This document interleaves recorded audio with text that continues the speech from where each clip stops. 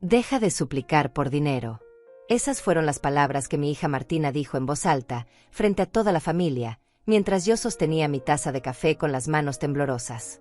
Es vergonzoso, agregó, mirando a los demás como si buscara aprobación. Y la consiguió. Todos asintieron con la cabeza. Mi yerno Mariano sonrió con desprecio.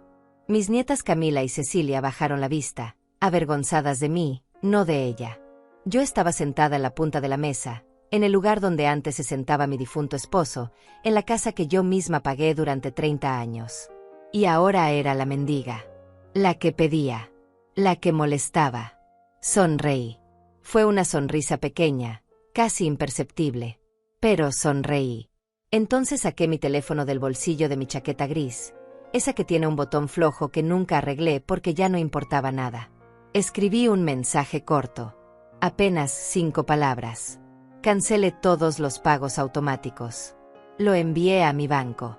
Apreté el botón y dejé el teléfono sobre la mesa, boca abajo, con cuidado. Nadie notó nada. Seguían hablando, riendo, comiendo el pollo que yo había llevado porque Martina dijo que no tenía tiempo de cocinar. Nunca tenía tiempo para nada que tuviera que ver conmigo. El teléfono de Martina comenzó a sonar 30 segundos después. Ella lo ignoró la primera vez. La segunda vez frunció el ceño. La tercera vez lo tomó con irritación y salió de la sala. Yo seguí comiendo en silencio. Masticaba despacio. Sentía cada textura, cada sabor. Era como si después de 72 años finalmente estuviera probando la comida de verdad. Mi nombre es Aurea Correa. Tengo 72 años y acabo de recuperar mi vida en menos de 1 minuto. Pero para entender lo que pasó en esa mesa, en ese almuerzo que parecía tan normal, tienes que entender quién soy. O mejor dicho, quién fui. Porque la mujer que era antes de ese domingo ya no existe más. Ella murió en esa mesa. Y nació alguien nuevo. Vivo sola desde hace 7 años. Mi esposo murió de un infarto mientras regaba las plantas del jardín. Fue un sábado por la mañana. Yo estaba adentro preparando el desayuno. Escuché el ruido de la manguera golpeando el suelo. Corrí y lo encontré tirado entre las hortensias. Todavía tenía los ojos abiertos. Me miró. Intentó decir algo. No pudo. Se fue así, rápido, sin despedirse. Dejó un vacío tan grande que durante meses sentí que caminaba por la casa como un fantasma. Los muebles seguían en su lugar. Las fotos en la pared. Pero todo estaba muerto. Martina vino al funeral. Lloró. Abrazó a sus hijas. Le dijo a todo el mundo que yo era una mujer fuerte, que iba a estar bien. Después se fue. No volvió en 3 meses. Cuando regresó fue para pedirme dinero. Dijo que necesitaba ayuda con la matrícula de las niñas. Yo le di. Siempre le daba. Porque era mi hija. Porque pensé que eso era amor. Pensé que dar era lo mismo que ser amada. La casa donde vivo es pequeña. 2 habitaciones, una cocina estrecha, un baño con azulejos viejos que ya no brillan aunque los limpie cada día. Está en un barrio tranquilo donde todos se conocen. O se conocían. Ahora casi no salgo. Me duelen las rodillas. Me duele la espalda. Me duele el alma, pero eso no se dice. Las mujeres de mi edad no hablamos de esas cosas. Nos quejamos del clima, de los precios, de los vecinos. Pero del alma no. Del alma nunca. Todas las mañanas me levanto a las 6. Preparo café. Me siento en la ventana de la cocina y miro la calle vacía. A veces pasa el señor que vende pan. A veces una mujer con su perro. A veces nadie. Y yo sigo ahí, sosteniendo la taza caliente entre mis manos, sintiendo como el vapor me llega a la cara. Es el único momento del día en el que siento algo parecido a la paz. Después empieza la rutina. Barrer. Lavar. Cocinar para nadie. Esperar llamadas que no llegan. Martina me llama una vez por semana. Siempre los martes. Siempre a la misma hora. Siempre con el mismo tono de voz cansado, como si hablar conmigo fuera una obligación que cumple porque sí. Mamá, ¿cómo estás? Bien, hija. Necesito que me hagas un favor. Siempre necesita favores. Nunca pregunta cómo dormí. Nunca pregunta si me duele algo. Nunca pregunta si estoy sola. Porque sabe la respuesta. Y no le importa. Mis nietas Camila y Cecilia tienen 18 y 20 años. Son bonitas. Inteligentes. Estudian en una universidad cara. Tienen ropa de marca. Teléfonos nuevos cada año. Viajan. Publican fotos. Viven una vida que yo nunca tuve. Y está bien. Yo quiero que ellas tengan más. Pero a veces, cuando veo sus fotos en las redes sociales, me pregunto si saben quién pagó por todo eso. Si saben que su abuela vive con $200 al mes después de pagar sus cuentas. Si saben que dejé de comprar mi medicina para la presión porque el dinero no alcanzaba. Si saben algo. El almuerzo fue idea de Martina. Me llamó el viernes. Mamá, ven el domingo. Vamos a estar todos. Hace mucho que no nos reunimos. Su voz sonaba extraña. Demasiado alegre. Demasiado falsa. Pero yo acepté. Porque siempre acepto. Porque tengo miedo de que si digo que no, dejen de llamarme del todo. Y entonces, ¿qué me queda? Llegué temprano. Toqué el timbre. Nadie abrió. Toqué de nuevo. Escuché risas adentro. Finalmente Mariano abrió la puerta. No me saludó. Solo se hizo a un lado. Entré cargando una bolsa con el pollo que había cocinado desde las 5 de la mañana. Martina estaba en la sala con sus hermanas, las tías de las niñas, dos mujeres que siempre me miraron con lástima. «Hola mamá», dijo Martina sin levantarse. «Deja eso en la cocina». Me sentí pequeña. Invisible. Como si ocupara un espacio que no me correspondía. Fui a la cocina. Puse el pollo en la mesa. Volví a la sala. No había lugar para sentarme. Todos los sillones estaban ocupados. Me quedé de pie hasta que Cecilia se levantó y me dio su lugar. «Gracias», le dije. Ella no respondió. Volvió a mirar su teléfono. La conversación giraba alrededor de cosas que yo no entendía. Viajes. Restaurantes. Marcas de ropa. Martina hablaba de un carro nuevo que quería comprar. Un carro alemán, dijo, de esos que tienen asientos de cuero. Mariano estuvo de acuerdo. Las niñas aplaudieron. Yo escuchaba en silencio. Pensaba en mi propio carro, ese que tiene 20 años y que casi no prende en las mañanas frías. Pensaba en cuántas veces le presté dinero a Martina. Cuántas veces dije que sí cuando debí decir no. Entonces ella lo dijo. «Mamá siempre está pidiendo dinero». Lo dijo así. Sin contexto. Sin razón. Como si hubiera estado esperando el momento perfecto para humillarme. Todos se quedaron en silencio. Me miraron. Yo sentí como la sangre se me subía a la cara. Martina continuó. «Es vergonzoso. Ya tiene su pensión. No entiendo por qué siempre necesita más. Deja de suplicar por dinero, mamá. En serio». Fue entonces cuando sonreí. Y saqué mi teléfono. Y escribí ese mensaje. Y todo cambió. Cuando Martina era pequeña, tenía miedo de la oscuridad. Todas las noches yo me sentaba al borde de su cama y le contaba historias hasta que se dormía. Historias de princesas valientes, de animales que hablaban, de mundos mágicos donde nunca pasaba nada malo. Ella me tomaba la mano y me pedía que no me fuera. «Quédate, mamá», decía con su voz de niña. «Quédate hasta que me duerma». Y yo me quedaba. Siempre me quedaba. A veces me dormía ahí mismo, sentada en esa silla incómoda, con la espalda doblada, solo para que ella se sintiera segura. Mi esposo trabajaba en una fábrica de muebles. Salía a las 5 de la mañana y regresaba a las 7 de la noche. Llegaba cansado, con aserrín en el pelo, oliendo a barniz y sudor. Pero siempre me saludaba con un beso. Siempre preguntaba por Martina. Siempre cenaba lo que yo había preparado sin quejarse nunca. Era un buen hombre. No teníamos mucho dinero, pero teníamos suficiente. O eso pensaba yo. Ahora sé que suficiente es relativo. Suficiente para algunos nunca es suficiente para otros. Martina creció queriendo más. Más juguetes. Más ropa. Más atención. En la escuela veía a las otras niñas con sus mochilas de marca y sus zapatos importados. Llegaba a casa llorando. ¿Por qué yo no puedo tener eso, mamá? ¿Por qué somos pobres? Yo le explicaba que no éramos pobres. que teníamos un techo, comida, amor. Pero para ella eso no era suficiente. El amor no se puede mostrar en Instagram. El amor no impresiona a nadie. Cuando tenía 15 años me pidió un teléfono nuevo. Uno de esos que acababan de salir, que costaban más de lo que mi esposo ganaba en un mes. Le dije que no.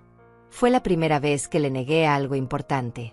Se encerró en su cuarto durante 3 días. No comió. No habló. Solo salía para ir al baño. Yo golpeaba su puerta y le rogaba que saliera. Mi esposo me decía que la dejara, que estaba manipulando. Pero yo no podía. No podía soportar sentir que mi hija me odiaba. Al 4.º día vendí mi anillo de compromiso. Era lo único de valor que tenía. Un anillo de oro blanco con un diamante pequeño que mi esposo me había dado 20 años atrás. Lo llevé a una joyería del centro. El hombre detrás del mostrador lo examinó con un lente especial. Me ofreció $200. Yo sabía que valía más. Pero necesitaba el dinero rápido. Acepté. Compré el teléfono. Se lo di a Martina. Ella lo tomó sin mirarme a los ojos. Gracias, dijo. Nada más. No preguntó cómo lo había conseguido. No le importó. Esa noche mi esposo notó que el anillo no estaba en mi dedo. Aurea, ¿qué hiciste? Su voz no era de enojo. Era de tristeza. Una tristeza profunda que me partió el corazón más que cualquier grito. Yo le expliqué. Él no dijo nada. Solo me abrazó. Y en ese abrazo yo sentí todo lo que había perdido. No solo el anillo. Algo más grande. Algo que nunca pude recuperar. Los años pasaron y Martina se convirtió en una mujer hermosa. Estudió administración en una universidad pública. Conoció a Mariano en una fiesta. Él venía de una familia con dinero. No mucho, pero más que nosotros. Usaba relojes caros. Conducía un carro del año. Hablaba con ese tono de superioridad que tienen las personas que nunca han pasado hambre. Cuando Martina me lo presentó, yo supe que había problemas. Pero callé, porque ya había aprendido que mi opinión no importaba. Se casaron cuando ella tenía 23 años. La boda fue cara. Demasiado cara. Martina quería un vestido importado. Quería flores blancas específicas que solo crecían en otro país. Quería una fiesta con 200 invitados. Mi esposo y yo pagamos la mitad. Pedimos un préstamo que tardamos 5 años en pagar. Trabajé limpiando casas los fines de semana para ayudar con los pagos. Mis rodillas empezaron a dolerme en esa época. Pero no importaba. Era la boda de mi hija. Su día especial. El día de la boda Martina estaba radiante. Yo la ayudé a ponerse el vestido. Le acomodé el velo. Le dije que se veía hermosa. Ella me miró por el espejo y sonrió. Pero era una sonrisa extraña. Como si estuviera mirando a través de mí. Como si yo fuera solo una herramienta útil para ese momento. Después de la ceremonia hubo fotos. Muchas fotos. En ninguna aparecí yo. Martina dijo que quería fotos solo con gente joven. Que las fotos con los padres eran anticuadas. Mi esposo y yo nos quedamos sentados en una mesa del fondo, comiendo en silencio, mientras todos bailaban. 3 años después nacieron las gemelas. Camila y Cecilia. 2 bebés idénticas con ojos grandes y pelo oscuro. Yo ofrecí mudarme con ellos para ayudar. Martina dijo que no. Que ya tenía quien la ayudara. Una niñera que le costaba $600 al mes. Yo me preguntaba de dónde sacaba ese dinero. Mariano trabajaba en ventas, pero su sueldo no era tan alto. Después entendí. Tarjetas de crédito. Préstamos. Una vida construida sobre deudas que se acumulaban como nubes oscuras antes de una tormenta. Las visité en el hospital el día que nacieron. Llevé ropa que había tejido durante meses. Pequeños suéteres rosados con botones de madera. Gorros suaves. Cobijas delicadas. Martina los miró y dijo gracias sin mucho entusiasmo. Después los puso en una bolsa y nunca los usó. Meses más tarde los vi en una venta de garaje que hizo. Los estaba vendiendo a $2 cada uno. No dije nada. Me fui a casa y lloré hasta que me dolió el pecho. Mi esposo murió cuando las gemelas tenían 5 años. Fue tan repentino que no hubo tiempo de prepararse. Un día estaba ahí. Al día siguiente no. Martina vino al funeral con un vestido negro elegante. Lloró durante la ceremonia. Después del entierro volvió a su vida. Yo me quedé sola en esa casa que de repente parecía enorme y vacía. Los primeros meses fueron terribles. Me despertaba en las noches pensando que escuchaba su voz. Buscaba su olor en la ropa que todavía colgaba en el closet. Preparaba café para 2 por costumbre. Martina me llamó 3 meses después del funeral. Mamá, necesito hablar contigo. Fui a su casa. Pensé que finalmente íbamos a hablar de él. De cómo me sentía. De cómo era vivir sola. Pero no. Me sentó en la sala y me explicó que tenía problemas de dinero. Que las tarjetas de crédito estaban al límite. Que el banco la estaba presionando. Que necesitaba ayuda. ¿Cuánto? Le pregunté. $10,000, dijo sin pestañear. Yo no tenía $10,000. Tenía la casa. Tenía la pensión de mi esposo que apenas había empezado a recibir. Tenía algunos ahorros que habíamos guardado para emergencias. Le dije que no podía darle esa cantidad. Ella se enojó. Me dijo que era egoísta.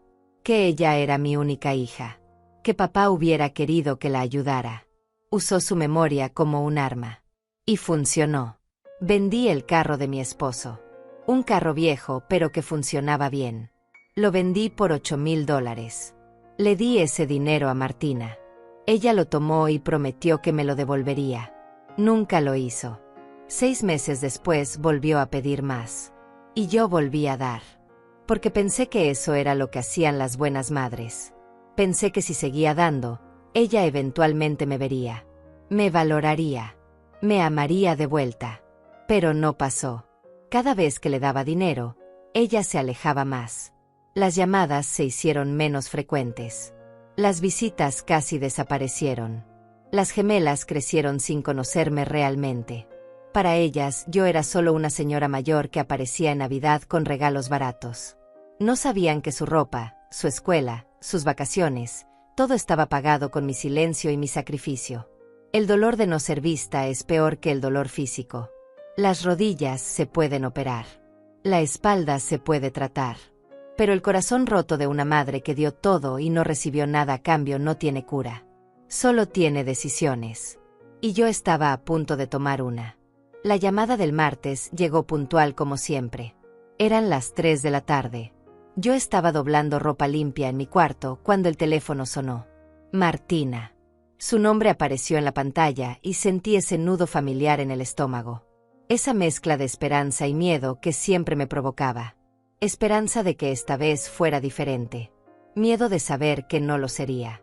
Mamá, necesito que hablemos. Su voz sonaba seria. Más seria que de costumbre. Claro, hija, dime. Voy a hacer un almuerzo familiar el domingo. Quiero que vengas. Van a estar las niñas, Mariano, algunas personas más. Hace mucho que no nos reunimos. El tono era extraño. Demasiado formal. Como si estuviera leyendo un guión. Pero yo no presté atención a esas señales. Solo escuché la palabra almuerzo y pensé que finalmente me estaba incluyendo. Por supuesto que voy, le dije. ¿Quieres que lleve algo? Hubo una pausa. Una pausa larga. Después ella respondió. No, mamá, no es necesario. Solo ven. A las 12. No llegues tarde. Y colgó. Ni siquiera se despidió. Yo me quedé con el teléfono en la mano, mirando la pantalla negra, sintiendo que algo no estaba bien. Pero me convencí a mí misma de que estaba imaginando cosas. Que era mi ansiedad. Que tenía que dejar de ser tan negativa. El miércoles fui al mercado. Compré pollo, papas, zanahorias, especias.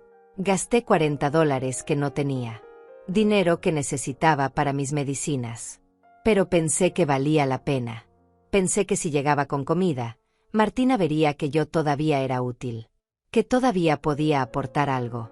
Que merecía estar ahí.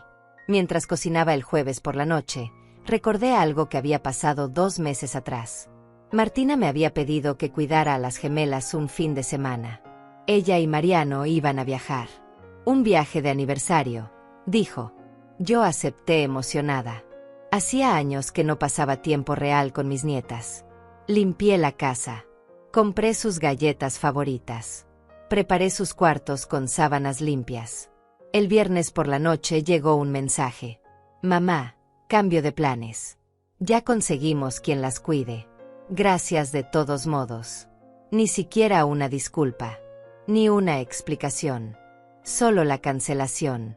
Yo me había quedado sentada en la sala, mirando las galletas sobre la mesa, sintiendo como algo dentro de mí se quebraba un poco más. Pero no dije nada. Nunca decía nada. El sábado antes del almuerzo sonó el timbre. Era el cartero con una carta certificada. La abrí con manos temblorosas. Era del banco. Una notificación sobre una tarjeta de crédito. Pero no era mi tarjeta. Era una tarjeta que estaba a mi nombre, pero que yo nunca había solicitado. El balance era de $40,000. $40,000 en compras que yo no había hecho. En lugares donde yo nunca había estado. Tiendas de ropa de marca. Restaurantes caros. Salones de belleza. Una joyería. Llamé al banco inmediatamente. La mujer al otro lado de la línea revisó la cuenta. Señora Correa, esta tarjeta fue solicitada hace 8 años. Los pagos mínimos se han estado haciendo automáticamente desde su cuenta principal. Cada mes se debitan $300. Yo sentí que el piso se movía debajo de mis pies. $300. Cada mes. Durante 8 años. Casi $30,000 en pagos mínimos, mientras la deuda seguía creciendo por los intereses. Revisé mis estados de cuenta bancarios. Ahí estaba. Cada mes. Pago automático a una tarjeta que no sabía que existía. ¿Cómo era posible? ¿Quién había hecho esto? Y entonces lo supe. Solo una persona tenía acceso a mi información. Solo una persona conocía todos mis datos. Martina. Cuando mi esposo murió, ella me ayudó con los trámites del banco. Dijo que era para facilitarme las cosas. Que yo no entendía de esas cosas modernas. Yo confié. Le di todo. Mi número de seguro social. Mis claves. Todo. Me senté en el sofá y sostuve esa carta durante horas. La leí una y otra vez esperando que las palabras cambiaran. Que fuera un error. Pero no lo era. Mi hija me había robado. No de una vez. Sino lentamente. Mes tras mes. Año tras año. Mientras yo vivía con $200 al mes preguntándome por qué el dinero nunca alcanzaba. Mientras dejaba de comprar mis medicinas. Mientras comía arroz con huevo 4 días a la semana para ahorrar. Ella estaba gastando mi pensión en caprichos. Esa noche no dormí. Me quedé despierta mirando el techo, sintiendo una mezcla de rabia y tristeza que nunca había experimentado. Quería llamarla. Gritarle. Preguntarle cómo pudo hacerme esto. Pero algo me detuvo. Una voz pequeña dentro de mí que decía espera. Observa. No muestres tus cartas todavía. El domingo llegó frío y gris. Me levanté a las 5 de la mañana y terminé de cocinar el pollo. Lo sazoné como a ella le gustaba cuando era niña. Con ajo, comino, un toque de limón. Lo envolví en papel aluminio y lo puse en una bolsa térmica. Me duché. Me puse mi mejor ropa.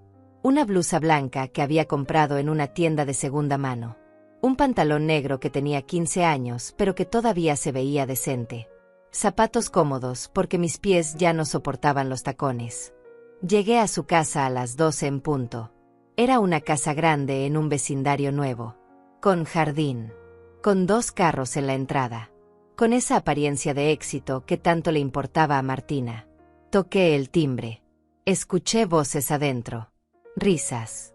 Pasos. Pero nadie abría. Volví a tocar. Finalmente la puerta se abrió. Mariano estaba ahí con una copa de vino en la mano. No sonrió. Solo se hizo a un lado. Entré cargando mi bolsa. El olor a comida ya llenaba la casa. Alguien más había cocinado. Por supuesto. Mi comida no era necesaria. Nunca lo fue. Era solo una excusa. Una prueba. Fui a la cocina y dejé la bolsa sobre la mesa. Había bandejas con comida cara. Carnes importadas. Ensaladas gourmet. Postres de una pastelería francesa. Y ahí estaba mi pollo humilde envuelto en papel aluminio. Fuera de lugar. Como yo. Volví a la sala. Todos estaban ahí. Martina con un vestido que costaba más que mi renta. Las gemelas con sus teléfonos nuevos. Dos mujeres que no conocía pero que me miraron de arriba abajo con ese juicio silencioso que no necesita palabras. Mariano volvió a sentarse sin ofrecerme nada de tomar. Nadie se levantó a saludarme. «Hola mamá», dijo Martina desde el sofá. «Siéntate donde puedas. Donde puedas». No había lugar.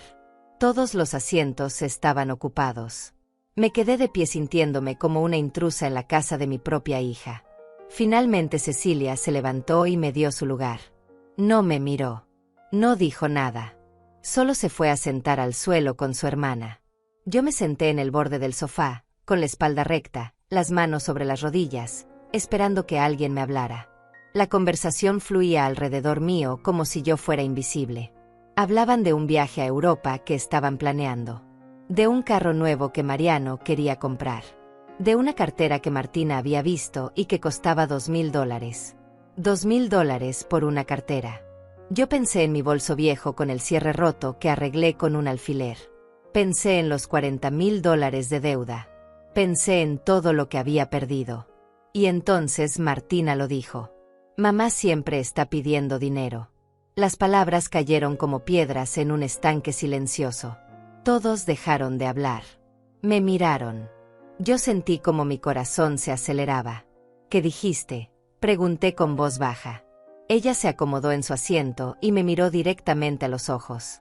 Lo que oíste. Siempre estás pidiendo dinero.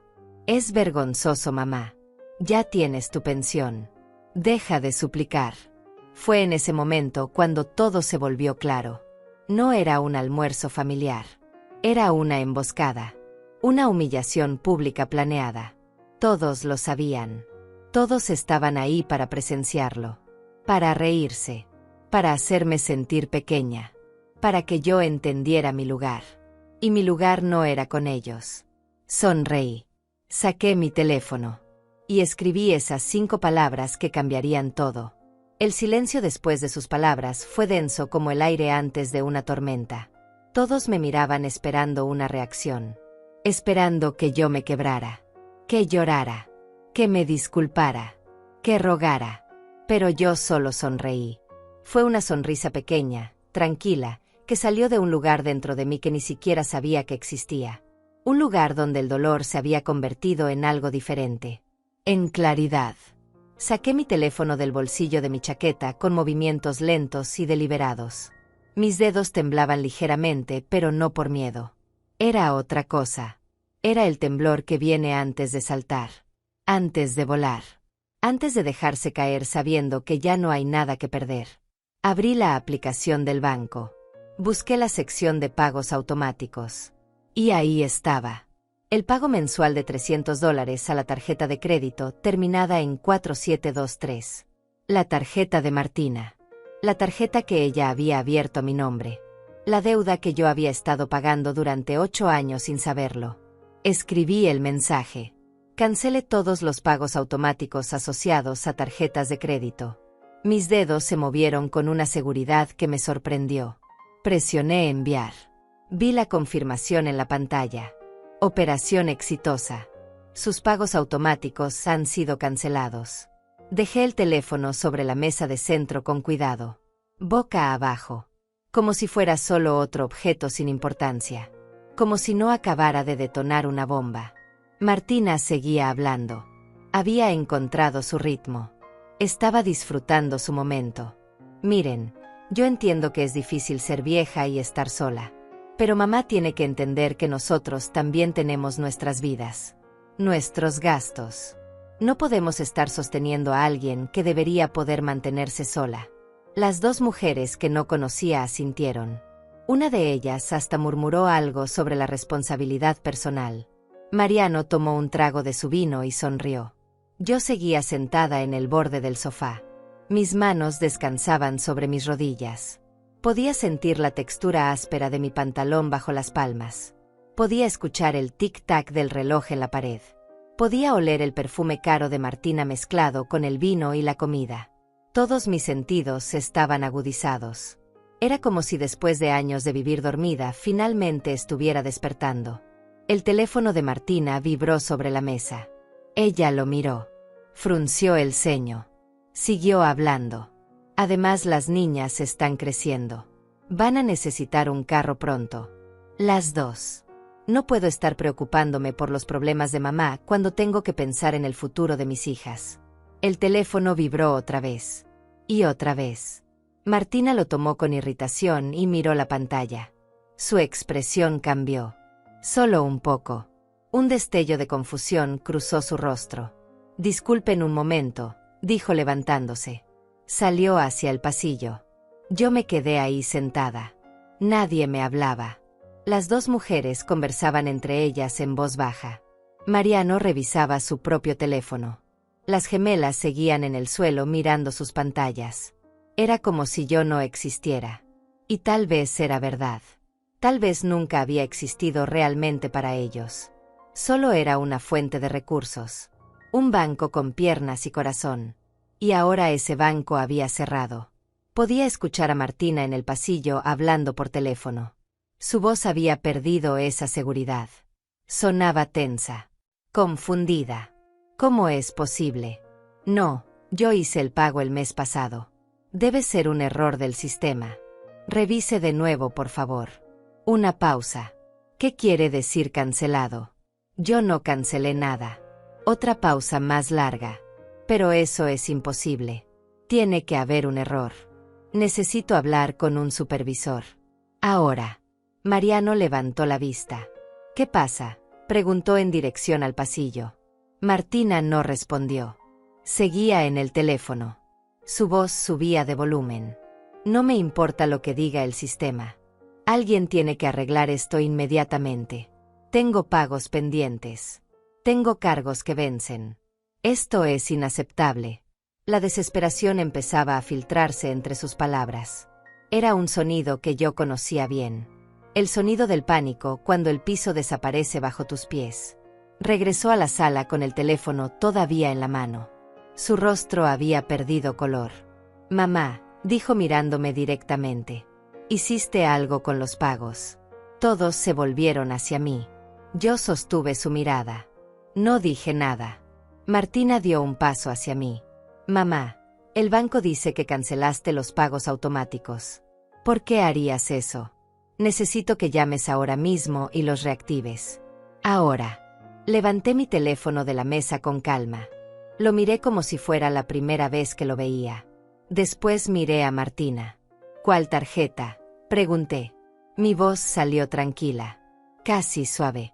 Ella parpadeó. ¿Qué? Pregunté cuál tarjeta. Porque yo no tengo tarjetas de crédito. Nunca he tenido una. No puedo pagar una. Vivo con $200 al mes después de pagar mis cuentas básicas. Así que no entiendo de qué tarjeta hablas. El silencio que siguió fue diferente. Ya no era el silencio de la humillación. Era el silencio del descubrimiento. Mariano miraba a Martina con el ceño fruncido. Las dos mujeres se habían callado completamente. Hasta las gemelas levantaron la vista de sus teléfonos. Martina abrió la boca. La cerró. La abrió de nuevo. Mamá, sabes perfectamente de qué hablo. La tarjeta. La que me ayudaste a conseguir hace años. Tú aceptaste ser la titular. Yo negué con la cabeza lentamente. No acepté nada. Tú abriste una tarjeta a mi nombre sin mi permiso. Has estado usando mi información. Mi crédito. Mi pensión. Durante 8 años. Y yo acabo de descubrirlo hace 2 días.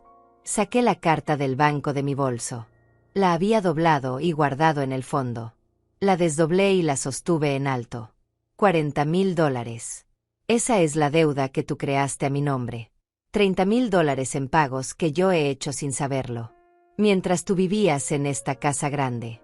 Mientras comprabas carteras de $2,000. Mientras planeabas viajes a Europa. Martina se quedó paralizada. Su boca se abrió pero no salió ningún sonido. Mariano se levantó del sofá. ¿Qué diablos está diciendo? Martina lo miró. Su rostro pasó del blanco al rojo. Mamá está confundida. Ella sabe lo de la tarjeta. Siempre lo supo. Ella ofreció ayudarme. Yo reí. No fue una risa feliz. Fue el tipo de risa que sale cuando el dolor es tan grande que solo puede salir así. Ofrecí ayudarte. ¿Con qué dinero? Con los $200 que me quedan cada mes después de que tú me robas 300. Con la pensión que apenas alcanza para comer.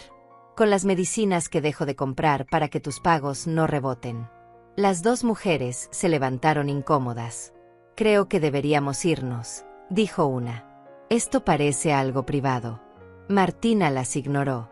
Estaba mirándome con una intensidad que nunca había visto. Mamá, no puedes hacer esto. Si cancelas los pagos me van a embargar. Van a quitarme todo. La casa. Los carros. Van a arruinar mi crédito. No puedes hacerme esto. Después de todo lo que he hecho por ti. Me levanté lentamente del sofá. Mis rodillas protestaron, pero no me importó. Me paré frente a mi hija y la miré a los ojos. Todo lo que has hecho por mí. Dime, Martina, ¿qué has hecho por mí? Has robado mi identidad. Has robado mi dinero. Me has humillado. Me has ignorado. Me has tratado como si fuera un estorbo. Pero tienes razón en algo. Yo te di todo. Mi juventud. Mis sueños. Mi salud. Mi dignidad. Y ahora voy a darte una última cosa. Voy a darte la oportunidad de enfrentar las consecuencias de tus acciones. Tomé mi bolso. Caminé hacia la puerta. Martina me siguió. Mamá, por favor. Podemos arreglar esto. Podemos hablar. No te vayas así. Su voz había cambiado completamente. Ya no era la mujer segura que me había humillado minutos antes. Era una niña asustada. Pero yo ya no era la madre que se quedaba solo porque su hija tenía miedo de la oscuridad. Abrí la puerta. El aire frío de afuera me golpeó la cara. Olía a lluvia. Martina, dije sin voltearme. Arregla tu propio desastre. Yo ya arreglé el mío. Y salí. Caminé las 4 cuadras hasta la parada del autobús con las piernas temblando. No por debilidad, sino por adrenalina. Por primera vez en años me sentía viva. Cada paso sobre el pavimento húmedo sonaba como una declaración. Estoy aquí. Existo. Importo. El aire frío llenaba mis pulmones y con cada respiración sentía como algo dentro de mí se expandía. Algo que había estado encogido durante demasiado tiempo. Me senté en la banca de metal de la parada. Estaba fría. Podía sentir el frío atravesando mi pantalón. A mi lado había una mujer joven con un bebé dormido en sus brazos. Me sonrió con esa sonrisa cansada que solo las madres entienden. Yo le devolví la sonrisa. Por un momento pensé en decirle algo. En advertirle. No des todo. No te pierdas a ti misma. Pero callé. Cada una tiene que aprender sus propias lecciones. Cada una tiene que encontrar su propio límite. El autobús llegó 20 minutos después. Me senté en un asiento junto a la ventana. Mientras el autobús avanzaba por las calles, saqué mi teléfono. Tenía 17 llamadas perdidas de Martina. 23 mensajes. No los abrí. No todavía. Necesitaba pensar. Necesitaba planear. Porque cancelar los pagos era solo el primer paso. Ahora venía lo difícil. Protegerme. Asegurarme de que esto no se volviera en mi contra. Llegué a mi casa cuando el sol empezaba a esconderse. La casa estaba fría y oscura como siempre. Prendí las luces. Me preparé un té. Me senté en la mesa de la cocina con la carta del banco frente a mí. Necesitaba ayuda. Ayuda legal. Ayuda de alguien que entendiera de estas cosas.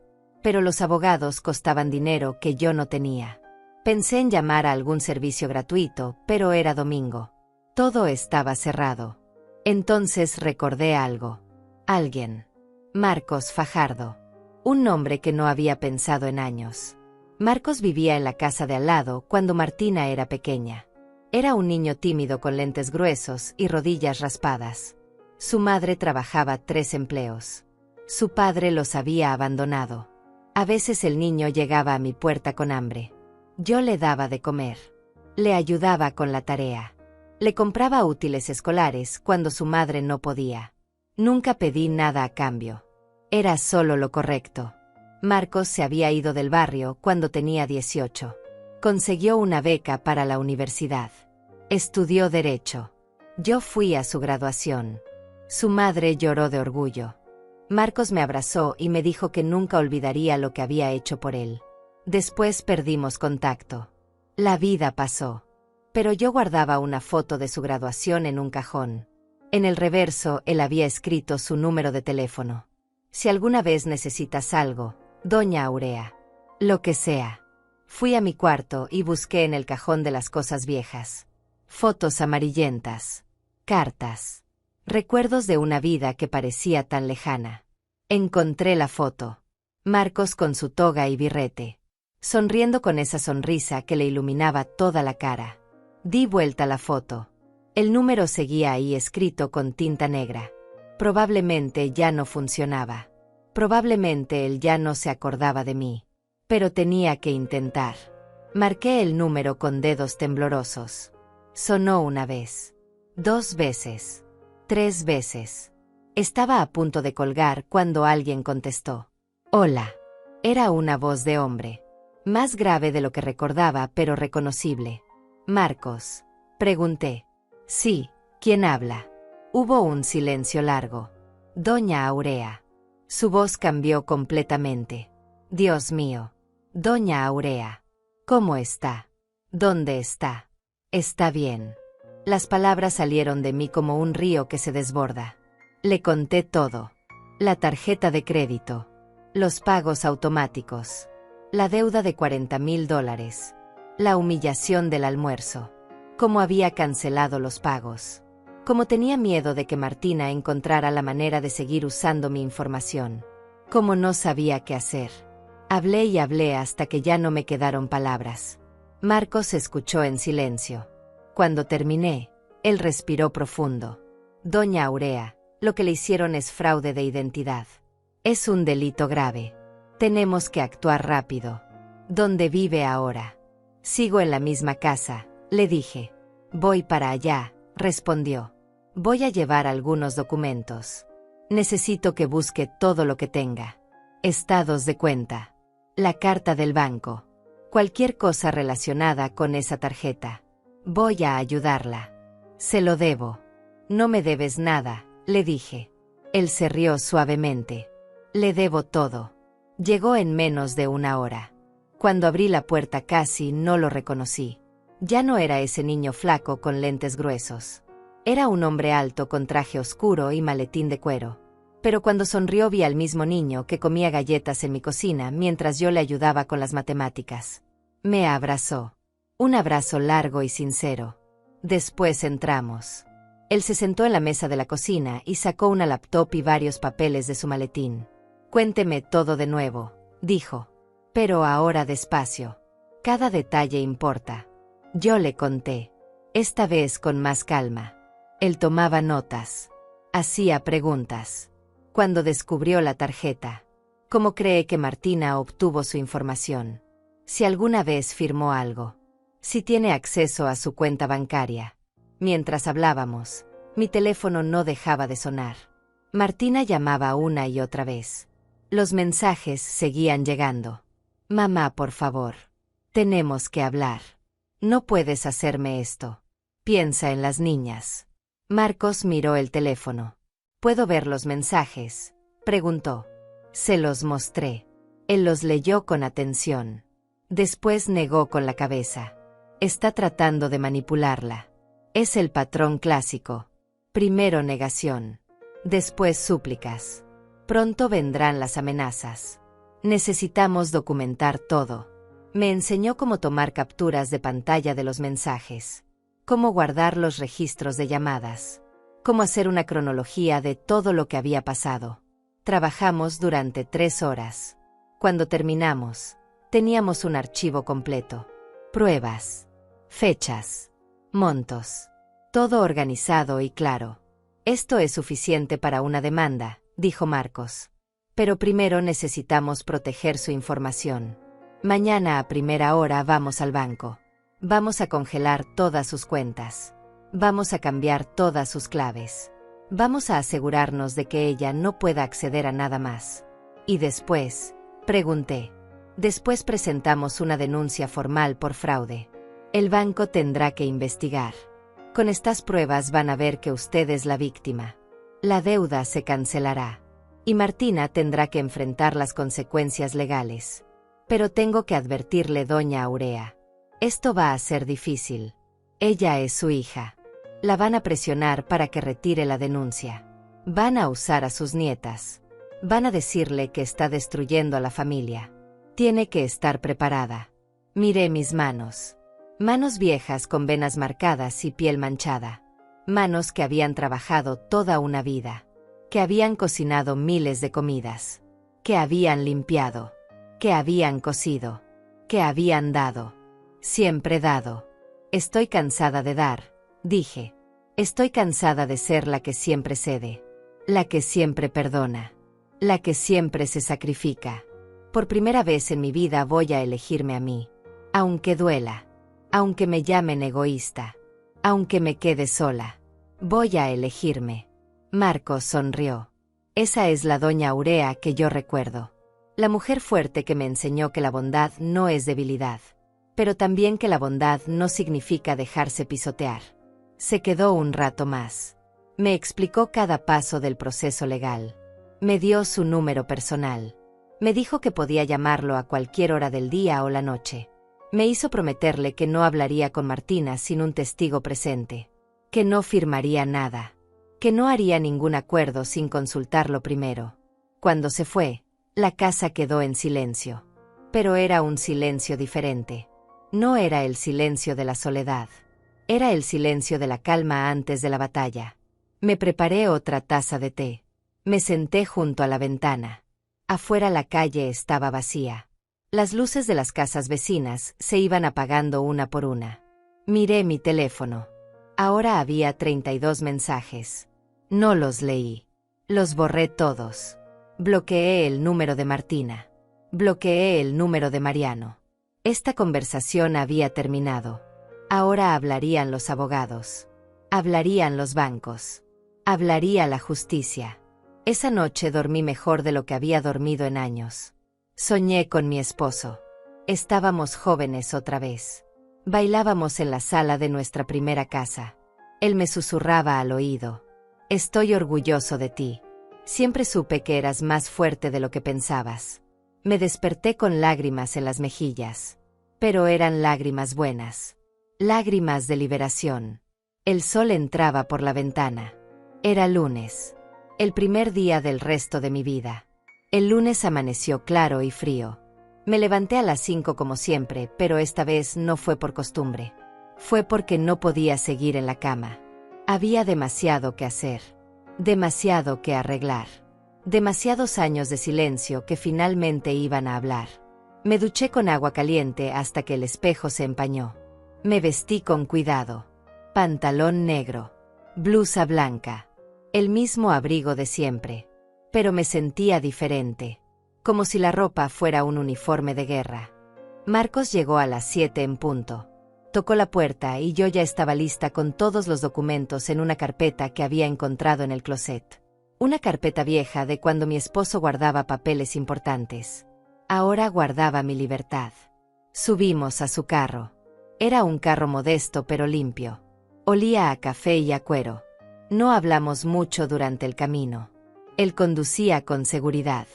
Yo miraba por la ventana viendo pasar el mundo que de repente parecía más brillante. Llegamos al banco a las 8:30. Había poca gente. Una mujer joven nos atendió detrás de un escritorio con una placa que decía asesora financiera. Marcos explicó la situación con voz clara y profesional. Mi clienta ha sido víctima de fraude de identidad. Necesitamos congelar todas sus cuentas inmediatamente. Cambiar todas las contraseñas. Y revisar cualquier actividad sospechosa en los últimos 10 años. La mujer nos miró con una mezcla de preocupación y eficiencia. Pidió mi identificación. Revisó mi cuenta en su computadora. Sus dedos se movían rápido sobre el teclado. Después frunció el ceño. Señora Correa, Veo aquí que tiene una tarjeta de crédito con un balance de $40,300. Los pagos automáticos fueron cancelados ayer. Le expliqué que yo no había abierto esa tarjeta, que alguien había usado mi información sin mi permiso, que recién me había enterado hace 3 días. Ella asintió. Voy a iniciar una investigación de fraude. Esto puede tomar entre 30 y 60 días. Mientras tanto vamos a congelar la tarjeta. Nadie podrá hacer cargos adicionales. Y vamos a suspender los pagos hasta que se resuelva la investigación. Marcos intervino. Necesitamos que todo quede documentado. Queremos copias de todos los estados de cuenta de esa tarjeta desde que fue abierta. Queremos el registro de la solicitud original. Queremos saber qué documentos se usaron para abrirla. La mujer tomó notas. Todo esto lo va a recibir por correo en los próximos 10 días hábiles. También vamos a enviar una carta oficial declarando que la señora Correa es víctima de fraude y que la deuda está en disputa. Eso protegerá su puntaje de crédito. Sentí un alivio tan grande que casi me pongo a llorar ahí mismo. Pero me contuve. Todavía no era momento de llorar. Era momento de pelear. Salimos del banco 2 horas después. Habíamos cambiado todas mis contraseñas. Habíamos puesto alertas de fraude en mi crédito. Habíamos cerrado cuentas viejas que ni siquiera recordaba que existían. Marcos había tomado fotos de todo. Había pedido copias certificadas de cada documento. Estaba construyendo un caso tan sólido que nadie podría ignorarlo. Ahora viene lo difícil, dijo mientras caminábamos hacia el carro. Tenemos que ir a la policía a presentar una denuncia formal. Esto va a iniciar una investigación criminal. Martina podría enfrentar cargos de fraude. Podría ir a la cárcel. Es su hija. Tiene que estar absolutamente segura de que quiere hacer esto. No hay vuelta atrás. Me detuve en medio de la acera. La gente pasaba a nuestro alrededor. El sol calentaba mi cara. Cerré los ojos por un momento. Vi a Martina pequeña en mi cama con miedo de la oscuridad. Vi a Martina adolescente llorando porque no tenía el teléfono que quería. Vi a Martina adulta en su casa grande mirándome con desprecio. Vi todos los momentos. Los buenos y los malos. Y entendí algo. El amor no significa proteger a alguien de las consecuencias de sus acciones. A veces el amor significa dejar que caigan para que puedan aprender a levantarse. Abrí los ojos. Estoy segura, le dije a Marcos. Vamos a la policía. Fuimos a la estación más cercana. Era un edificio gris con paredes gruesas y olor a café viejo. Nos sentamos en una sala de espera con sillas de plástico. Había otras personas ahí. Un hombre con un ojo morado.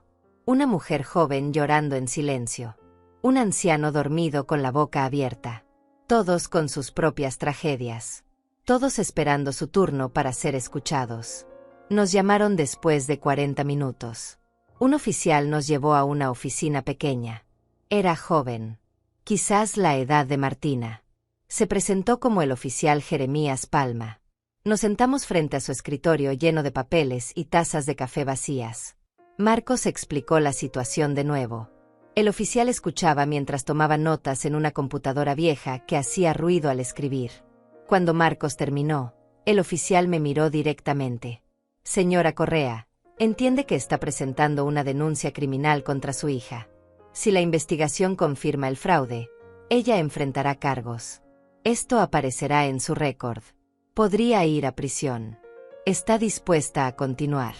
Sí, respondí. Mi voz salió más firme de lo que esperaba. Estoy dispuesta. El oficial asintió. Necesito que me cuente todo con sus propias palabras. Desde el principio. Y así lo hice. Le conté de la carta del banco. De los pagos automáticos que nunca autoricé. Del almuerzo donde me humillaron.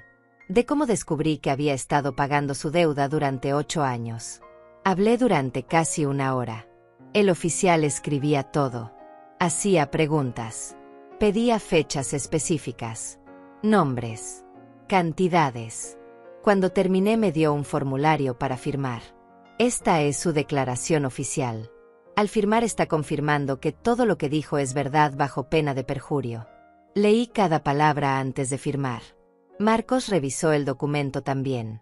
Cuando estuve lista tomé la pluma. Mi mano tembló solo un segundo. Después firmé con letra clara. Aurea Correa. Mi nombre. Mi vida. Mi verdad. El oficial me dio una copia de la denuncia. Vamos a contactar al banco para obtener los registros. Vamos a entrevistar a su hija. Le recomiendo que no hable con ella sin su abogado presente. Cualquier cosa que diga puede ser usada en la investigación. Entendido, dijo Marcos. Mi clienta no hará ningún contacto.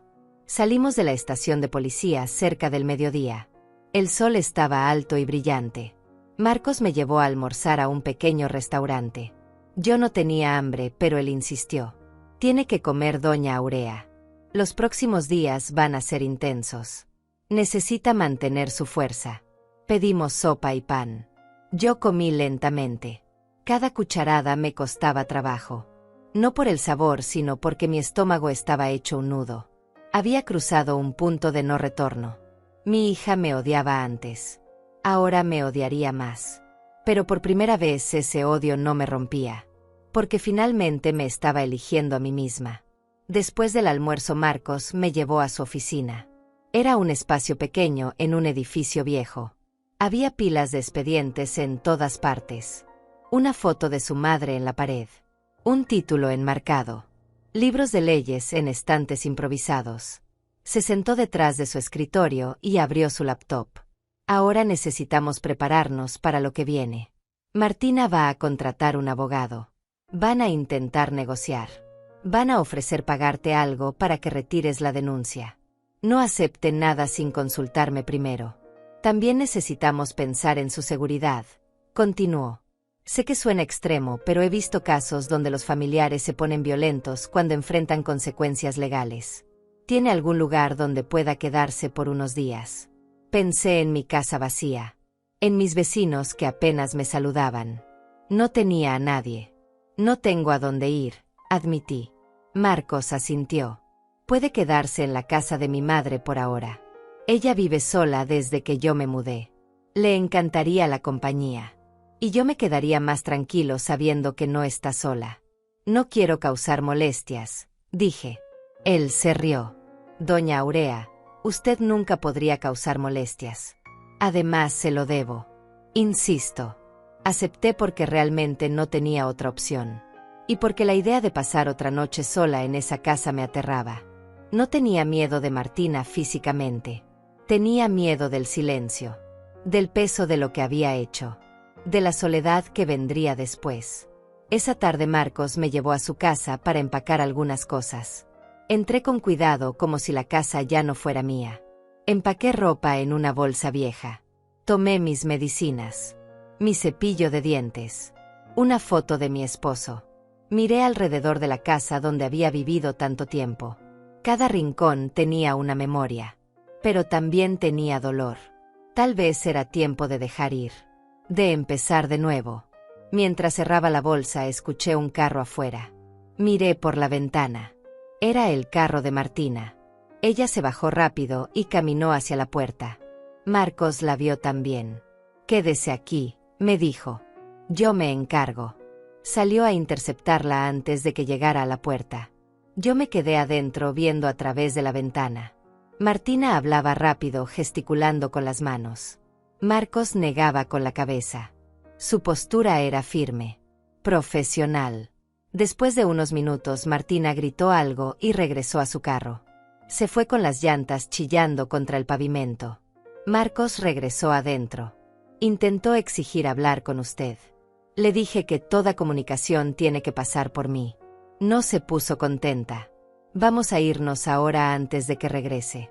Subimos a su carro. Mientras nos alejábamos vi mi casa haciéndose pequeña en el espejo. No sabía cuándo volvería. O si volvería. Pero en ese momento no importaba. Estaba viva. Estaba luchando. Y eso era suficiente. La casa de la madre de Marcos era pequeña y acogedora. Olía a canela y a limpio. Ella me recibió con un abrazo largo. Doña Aurea, qué alegría tenerla aquí. Marcos me contó todo. Usted quédese el tiempo que necesite. Esta es su casa. Se llamaba Ivana y tenía mi edad. Recordaba perfectamente todos los días que yo había alimentado a su hijo. Todas las veces que lo había ayudado con la tarea. Nunca olvidé su bondad, me dijo con lágrimas en los ojos. Ahora es mi turno de cuidarla. Me instalé en un cuarto pequeño con una cama suave y cortinas blancas. Había una foto de Marcos niño sobre la mesita de noche. Deshice mi bolsa. Colgué mi ropa en el pequeño closet. Me senté en la cama y por primera vez en días dejé que las lágrimas salieran. Lloré por todo lo que había perdido. Por la hija que creí tener y que nunca existió. Por los años desperdiciados esperando amor que nunca llegó. Lloré hasta que ya no me quedaron lágrimas. Después me lavé la cara y salí del cuarto. Ya había llorado suficiente.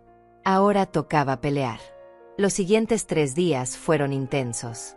Marcos me llamaba cada mañana con actualizaciones. El banco había confirmado que la tarjeta fue abierta con documentos falsificados usando mi información. Martina había firmado la solicitud con mi nombre. Había una copia de mi identificación que ella había tomado sin mi permiso años atrás.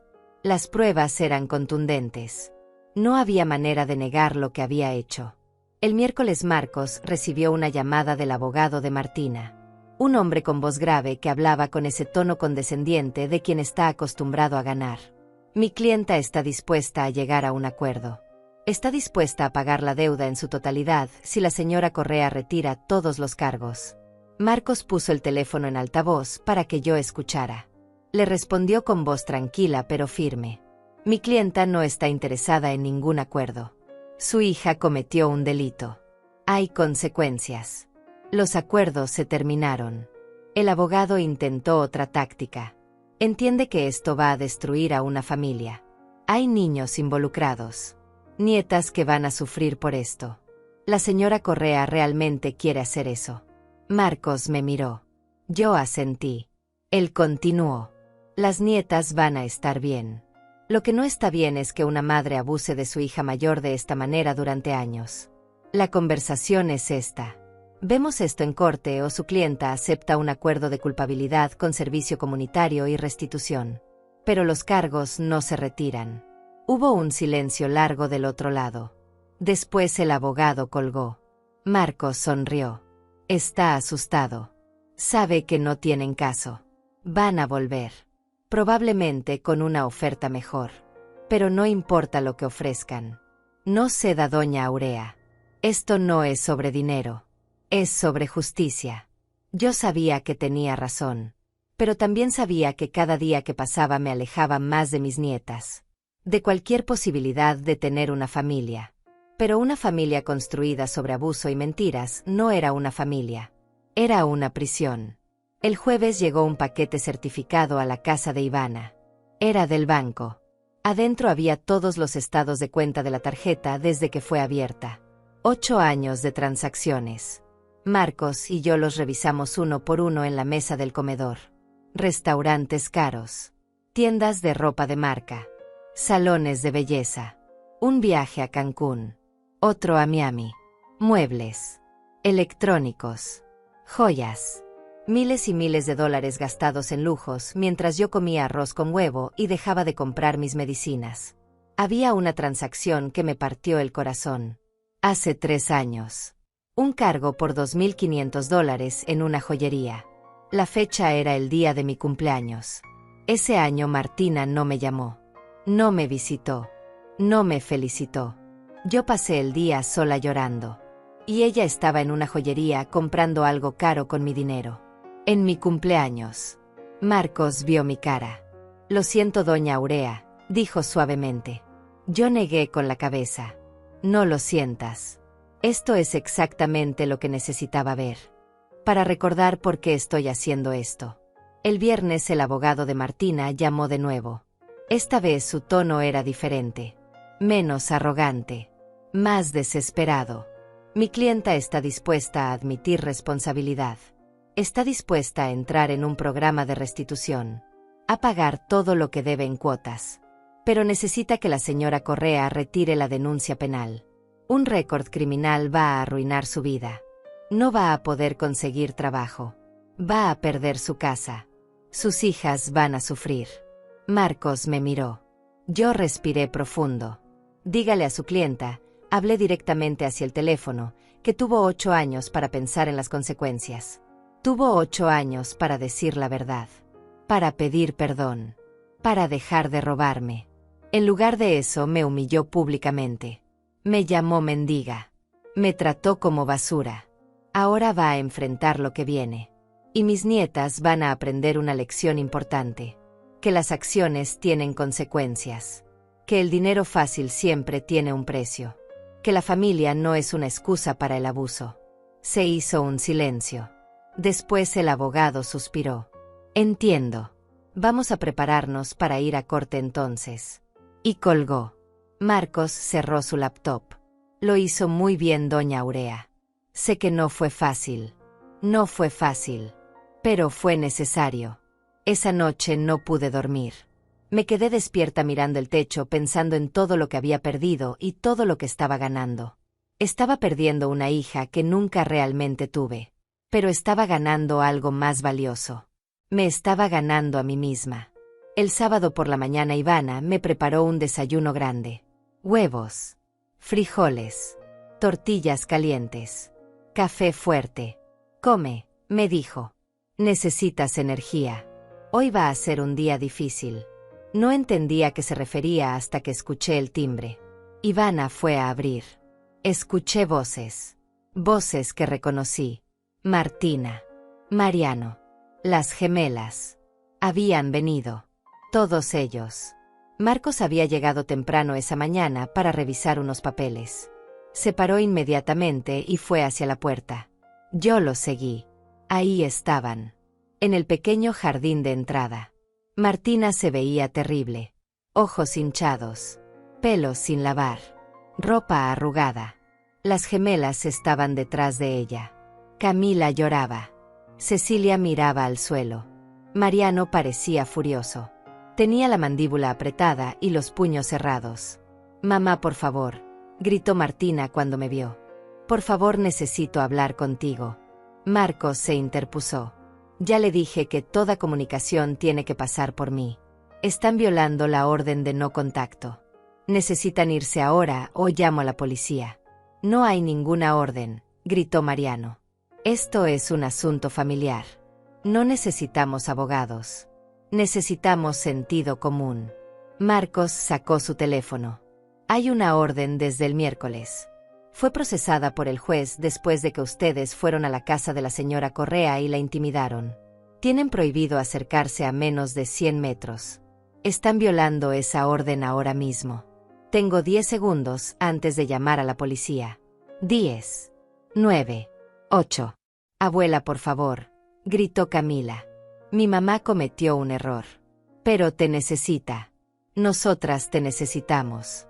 No dejes que la metan a la cárcel. Por favor. Su voz se quebró. Cecilia también comenzó a llorar. Yo sentí como si me estuvieran arrancando el corazón del pecho. Quería correr hacia ellas. Abrazarlas. Decirles que todo iba a estar bien. Pero me quedé donde estaba. Porque no todo iba a estar bien. No todavía. No así. Marcos seguía contando. 7, 6, 5. Martina dio un paso adelante. Mamá, hice cosas horribles. Lo sé. Fui egoísta. Fui cruel. Pero soy tu hija. Tu única hija. No puedes hacer esto. Soy tu sangre. Por favor. Te lo ruego. Su voz era pura desesperación. Pero yo recordé el almuerzo. Recordé cómo me había mirado. Cómo había disfrutado humillándome. Y algo dentro de mí se endureció. No, dije. Mi voz salió clara y firme. No voy a retirar nada. Durante 72 años puse a todos antes que a mí. A tu padre. A ti. A tus hijas. Me olvidé de mí misma completamente. Me convertí en sombra. En banco. En sirvienta. Y nunca fue suficiente. Nunca fui suficiente. Pero ya no más. Por primera vez en mi vida me estoy eligiendo. Y si eso significa perderte, entonces que así sea. Porque ya te había perdido hace mucho tiempo. Martina se quedó paralizada. Mariano explotó. Esto es ridículo. Eres una vieja amargada que está destruyendo a su propia familia por orgullo. Marcos levantó el teléfono. 3, 2. Mariano tomó a Martina del brazo. Vámonos. Esto es pérdida de tiempo. Ella siempre fue una egoísta. Ahora lo está demostrando. Empezó a jalarla hacia el carro. Las gemelas lo siguieron llorando. Antes de subirse al carro, Martina se volteó una última vez. Esto no se va a quedar así, mamá. Voy a luchar. Voy a contratar al mejor abogado. Voy a demostrar que tú me autorizaste todo. Que estás senil. Que no sabes lo que haces. Y cuando termine vas a terminar en un asilo. Sola. Como te mereces. Se subió al carro y se fueron con un chirrido de llantas. Me quedé ahí parada viéndolos irse. Las piernas me temblaban. Ivana me puso una mano en el hombro. Ven. Siéntate. Entramos. Me senté en el sofá. Marcos se sentó a mi lado. Lo hizo increíble doña Aurea. Sé que fue durísimo. Pero mantuvo su posición. Eso es lo más importante. Yo asentí. Pero por dentro me sentía vacía. Había ganado una batalla. Pero sentía como si hubiera perdido algo más grande. Algo que nunca podría recuperar. La audiencia fue programada para un martes gris de marzo. Habían pasado 6 semanas desde aquel domingo que cambió todo. 6 semanas de noches sin dormir. De segundas opiniones sobre mi decisión. De momentos donde casi llamaba a Martina para decirle que todo estaba bien. Pero Marcos siempre estaba ahí. Recordándome. Mostrándome los estados de cuenta. Las transacciones. Las mentiras documentadas en papel. Llegamos temprano al juzgado. Era un edificio viejo con pasillos largos y olor a documentos antiguos. Marcos llevaba su mejor traje. Yo llevaba un vestido sencillo que Ivana me había prestado. Nos sentamos en una banca de madera a esperar. Podía escuchar mi propio corazón latiendo en mis oídos. Cada paso en el pasillo me hacía saltar. Cada vez que se abría una puerta pensaba que era ella. Y entonces llegó. Martina entró con su abogado. Un hombre alto con traje caro y maletín de cuero. Ella se veía diferente. Más delgada. Más pálida. Llevaba un traje oscuro y poco maquillaje. Su abogado probablemente le había dicho que se vistiera humilde. Que pareciera arrepentida. Nuestras miradas se cruzaron por un segundo. En sus ojos vi algo que nunca había visto antes. Miedo real. Después miró hacia otro lado. Nos llamaron a entrar. La sala era pequeña. El juez era un hombre mayor con lentes gruesos y expresión seria. Nos sentamos en nuestros lugares. El fiscal presentó el caso. Fraude de identidad. Uso no autorizado de información personal. Deuda acumulada de $40,322. Pagos no autorizados por un total de $28,000 durante 8 años. Las cifras sonaban aún más grandes en voz alta. Aún más reales. El abogado de Martina habló. Argumentó que había sido un malentendido. Que mi hija había creído tener mi autorización.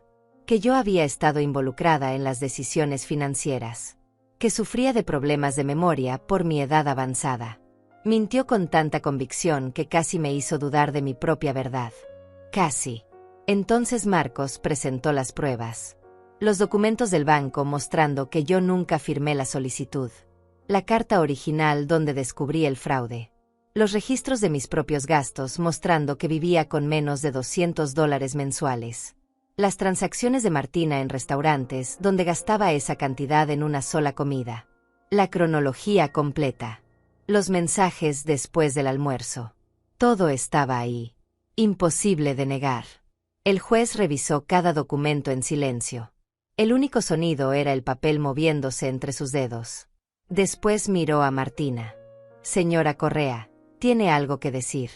Martina se levantó. Su abogado le había preparado un discurso. Se notaba. Su voz temblaba, pero las palabras sonaban ensayadas. Cometí errores. Tomé decisiones equivocadas. Pero nunca quise lastimar a mi madre. La amo. Soy su única hija. Mis hijas la necesitan. Por favor, su señoría, denme la oportunidad de arreglar esto. El juez la escuchó sin expresión. Después se dirigió a mí. Señora Correa, la mayor. Usted es la víctima aquí. Tiene algo que decir antes de que tome mi decisión. Marcos me había preparado para este momento. Pero todas las palabras que habíamos practicado desaparecieron de mi mente.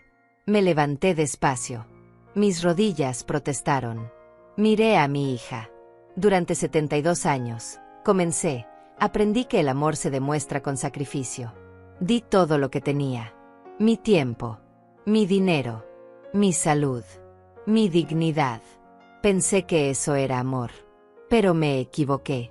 El amor verdadero no es permitir que alguien te destruya. No es ser cómplice de tu propio maltrato.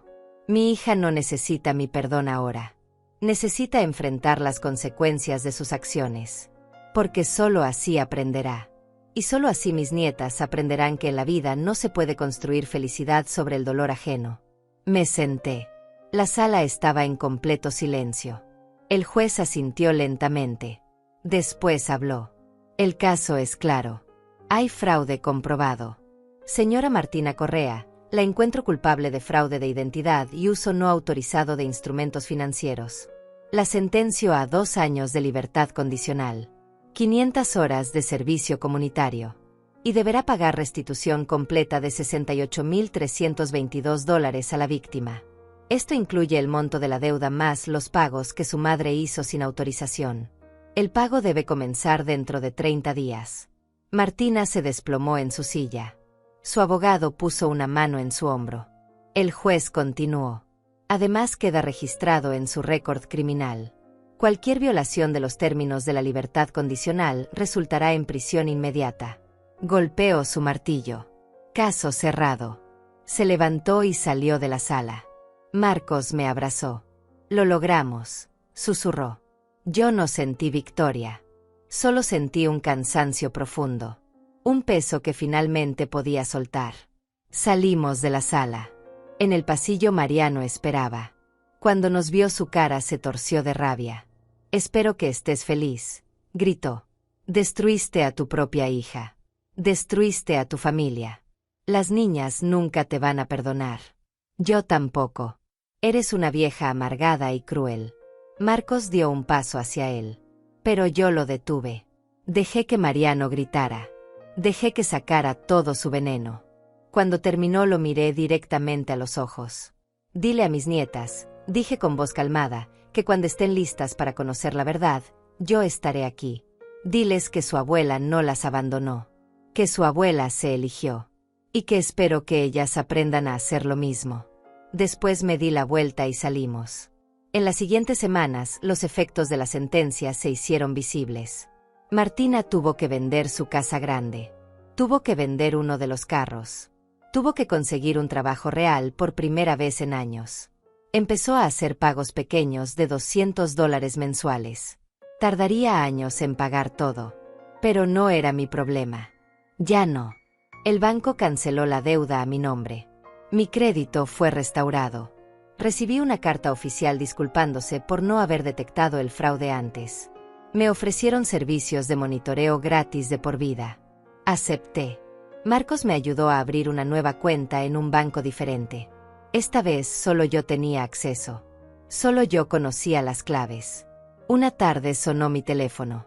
Era un número desconocido. Contesté con precaución. Abuela, dijo una voz joven. Era Cecilia. Había encontrado mi nuevo número de alguna manera. No sé cómo. Abuela, necesito hablar contigo. Me dijeron cosas. Mamá me dijo cosas. Pero encontré los papeles de la corte. Vi los estados de cuenta. Vi todo lo que hizo. Lo siento. Lo siento mucho. No sabíamos. Su voz se quebró. Yo cerré los ojos. El perdón no llega fácil. Pero llega. Cuando estés lista, le dije, podemos hablar. Pero tiene que ser tu decisión. No porque tu mamá te mande. No porque sientas obligación. Porque realmente quieres conocer a tu abuela. La verdadera. No la que te contaron que era. Ella prometió llamar pronto. Colgamos. Era un comienzo pequeño. Pero era un comienzo. 3 meses después de la sentencia, tomé una decisión. No iba a volver a esa casa. La casa donde había vivido tanto dolor. Donde cada rincón me recordaba lo que había perdido. Lo que había dado. Lo que nunca recibí de vuelta. Era momento de empezar de nuevo. Realmente de nuevo. Encontré un lugar pequeño al lado de un lago. Era apenas un apartamento de una habitación en un edificio viejo. Pero tenía una ventana grande que daba al agua. Podía ver el amanecer cada mañana. Podía escuchar el sonido de los pájaros. Podía respirar sin sentir que las paredes me aplastaban. La renta era de $400. Con mi pensión restaurada podía pagarla. Incluso me sobraba para vivir con dignidad. Marcos me ayudó con la mudanza. No había mucho que llevar. Dejé los muebles viejos. Las fotos que dolían demasiado mirar. Las cartas que guardaba de Martina cuando era niña. Todo se quedó atrás. Empaqué solo lo esencial. Mi ropa. Mis medicinas. La foto de mi esposo el día de nuestra boda. Eso era todo lo que necesitaba. El día que me instalé en mi nuevo hogar llovió. Una lluvia suave que limpiaba todo. Me senté junto a la ventana con una taza de té y miré el lago. Las gotas creaban círculos perfectos en el agua. Cada círculo se expandía y después desaparecía. Como las vidas. Como las decisiones. Como el dolor que finalmente se va. Cecilia cumplió su promesa. Me llamó 2 semanas después de aquella primera vez. Quedamos en vernos en un café cerca del lago. Llegué temprano. Nerviosa. No sabía qué esperar. Cuando ella entró casi no la reconocí. Ya no era la niña con el teléfono pegado a la mano. Era una mujer joven tratando de entender cosas demasiado complicadas para su edad. Nos sentamos frente a frente. Ella pidió café. Yo pedí té. Durante los primeros minutos ninguna habló. Después ella rompió el silencio. Vi todo, abuela. Los papeles de la corte. Los estados de cuenta del banco. Las transacciones. Mamá gastó tu dinero durante años. Y tú nunca dijiste nada. ¿Por qué? ¿Por qué no nos contaste?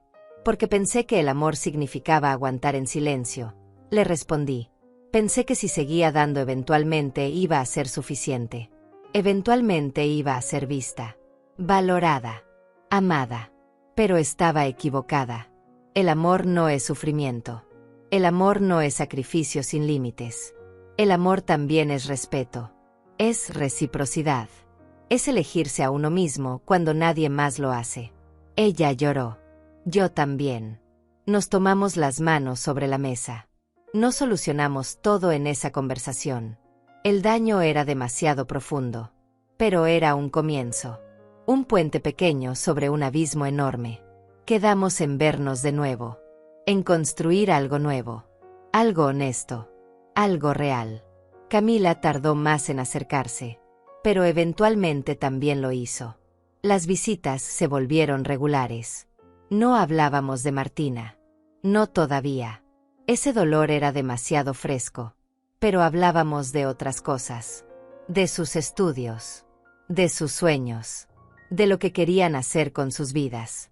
Y yo las escuchaba. Realmente las escuchaba. No como la abuela que daba dinero. Sino como la mujer que había sobrevivido. Que había luchado. Que se había elegido. Empecé a hacer cosas que nunca había hecho. Me uní a un grupo de mujeres mayores que caminaban alrededor del lago cada mañana. Aprendí a tejer de nuevo. Algo que había abandonado años atrás porque no tenía tiempo. Porque siempre estaba resolviendo los problemas de otros. Ahora tenía todo el tiempo del mundo. Una tarde mientras tejía junto a la ventana recibí un sobre. No tenía remitente. Lo abrí con cuidado. Adentro había una carta escrita a mano. La letra era de Martina. Reconocí esa caligrafía que yo misma le había enseñado cuando tenía 6 años. Mamá, no espero que me perdones. No espero que me entiendas. Solo necesito que sepas que finalmente lo veo. Veo todo lo que hice. Todo lo que te quité. No solo dinero. Te quité dignidad.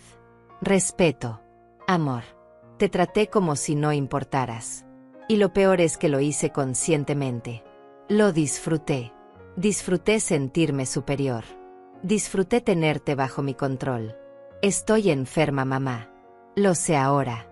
La terapia me está ayudando a ver cosas que no quería ver. No te pido perdón. No lo merezco. Solo te pido que sepas que mis hijas están bien. Que están conociendo a la abuela que merecían siempre tener. Y eso me da paz. Aunque yo no la tenga. Martina. Leí la carta 3 veces. Después la guardé en un cajón. No estaba lista para perdonar. Tal vez nunca lo estaría. Pero había algo en esas palabras. Un reconocimiento. Un principio de verdad. Era más de lo que había tenido en 72 años. Los meses pasaron. El verano llegó con su calor y sus atardeceres largos. Cumplí 73 años. Mis nietas me hicieron una pequeña fiesta junto al lago. Trajeron pastel, velas, regalos hechos por ellas mismas. No eran cosas caras. Eran cosas con amor, con tiempo, con presencia. Soplé las velas y pedí un deseo. No pedí por Martina. No pedí por reconciliación. Pedí por mí. Por más días como estos. Por más amaneceres junto al agua. Por más paz. Una mañana, mientras caminaba alrededor del lago, vi mi reflejo en el agua. Una mujer mayor con pelo blanco y arrugas profundas. Pero también vi algo más. Vi fuerza. Vi dignidad. Vi a alguien que había sobrevivido. Que había luchado. Que se había negado a desaparecer. Recordé a la mujer que era hace un año. Sentada en aquel almuerzo siendo humillada. Sintiéndose pequeña. Invisible. Esa mujer ya no existía. Había muerto en esa mesa. Y en su lugar nació alguien nuevo. Alguien que sabía su valor. Que no negociaba su dignidad. Que entendía que el amor propio no es egoísmo. Es supervivencia. Ahora vivo con tranquilidad. Con menos dinero del que tenía cuando pagaba deudas ajenas, pero con más riqueza de la que jamás tuve. Riqueza de tiempo. De paz. De elecciones propias. Cada mañana me despierto y decido cómo quiero vivir mi día. No hay llamadas exigiendo favores. No hay humillaciones escondidas detrás de palabras dulces. No hay cadenas disfrazadas de obligación familiar. A las mujeres que me escuchan quiero decirles algo. No esperen a tener 72 años para elegirse. No esperen a ser humilladas públicamente para decir basta. No esperen a perderlo todo para darse cuenta de que ustedes también importan. El amor familiar no es una excusa para el abuso. La sangre no justifica el maltrato. Y está bien alejarse de quien las lastima. Incluso si es su propia hija. Incluso si duele. Incluso si quedan solas. Porque estar sola en paz es mejor que estar acompañada en guerra. Porque la familia verdadera no es la que comparte tu sangre. Es la que respeta tu vida. La que valora tu existencia. La que te ve. La que te elige así como tú las eliges. Yo elegí tarde. Pero elegí. Y esa elección me salvó la vida. Si mi historia les llegó al corazón, si sintieron algo mientras la escuchaban, les pido que dejen un comentario. Que compartan con alguien que necesite escuchar esto. Que le den like. Porque cada like me dice que no estoy sola. Que mi historia importa. Que mi dolor tuvo propósito. Y que tal vez, solo tal vez, alguien más encontrará el valor para elegirse antes de que sea demasiado tarde. Gracias por escucharme. Gracias por verme. Gracias por estar aquí.